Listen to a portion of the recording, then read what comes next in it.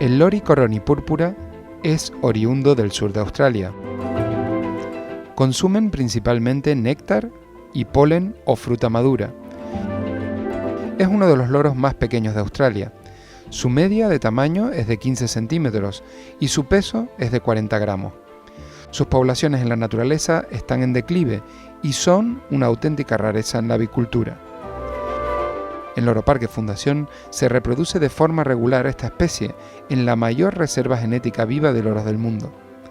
Es posible verlo en Loro Parque Animal Embassy, que actualmente es el único centro zoológico acreditado fuera de Australia con esta especie.